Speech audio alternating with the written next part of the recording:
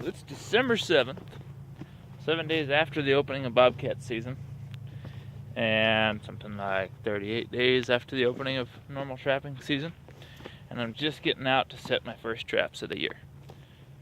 Several reasons for that. Number one, I've been super busy and haven't had time.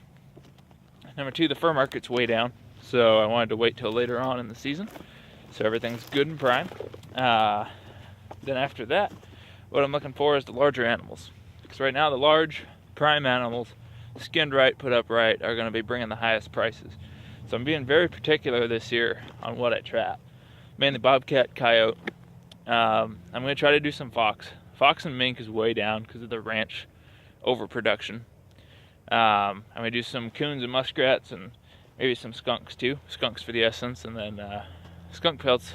The ones I've sent in usually go for a decent price, so probably send a few just because I like doing them too. But I'll show you what I'm looking for in the animals that are going to be lower quality, or lower prices anyway, so I can get the most out of them, and then I'm not wasting pelts that are going, because there's some stuff I got from NAFA this year said these probably aren't even going to sell unless they are this quality or size or something. So basically the triple XL western and northern coons right now are what's going to be bringing the money. Everything else probably really isn't going to be bringing hardly any money at all. So when I'm out here trapping, I came across some coon tracks here. Yeah, right there. I mean, those are decent size. There's another set over here. Could be the same guy. Could be actually two of them, because we've got fresh snow here a couple nights in a row. These are both coming from the same direction, both large coons. And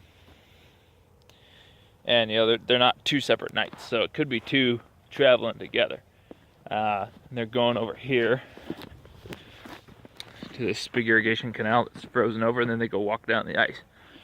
So the big coons are what I'm after now. If I see a small coon track there and no big ones, I'm not going to set any coon traps. If I see a big one, then yeah, I'll set some traps. If I catch a small one, I'm going to let it go. When the fur market's way down, you got to trap much differently. Be particular. Be, respect them. If you trap small stuff and send them in, if you do a terrible job putting up your fur and sending it in, you're basically just wasting that animal, and they're not going to sell at all. At a really high fur market, they might sell, but this year especially, we've got to be really picky, really careful, manage it really well. And as much as you hate to let animals go, sometimes you got to do what you got to do. So that's kind of my plan for the season. I am going to trap a few muskrat and mink. Try to put them up really well, just because I love doing those. And normally I can still sell them. So if they're put up really well, those are going to be the ones that are going to sell. So be doing a few of those. Some big coons, skunks, like I said.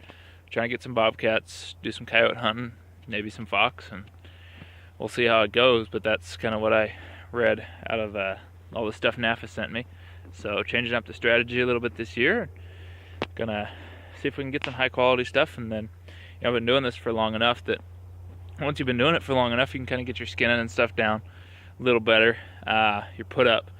So practice, do the best you can. Take a little extra time to add some value to that. I saw I caught a couple bobcats last year, and one of them was sold for like $750 something, I think. And it was a really dark colored, it wasn't a really bright orange, bright white belly cat.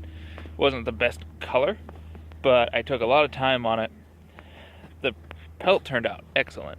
I did a Nevada style stretch on it. It looked amazing. It's an outstanding pelt, and it sold for a lot of money, for a lot more than I was expecting for that color. At the pickup depot last year, there was a guy brought a bobcat in. He, the legs weren't stretched out. If you've never seen a Nevada style stretch, look it up. That's going to be your highest price you'll get for him, was that style stretch. This guy just kind of pinned the legs down, so the legs were all shriveled up. The cat was way too wide. Looks like he didn't pull it down very far, and then just stretched the bottom of the stretcher way out. So it was really thin at the top, really wide at the bottom. So have a nice uniform, same size all the way down. the front legs were all shriveled up into this weird little shape.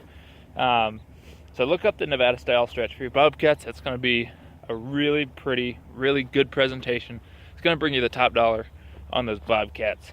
You know, take the time, do it right. If you're doing it right, you're not wasting them. That's more responsible on a trapper's part. It's going to give the anti-trappers a little bit less to shoot at us for. So do the best you can, take the time, do it right, and I'm going to start getting some traps set. It's a long way into the season, but everything should be good and prime right now. I've hated waiting this long, but on a year like this, you kind of got to. So, happy trapping to you. We'll have some updates for you as we go through the winter. Let's get this show on the road.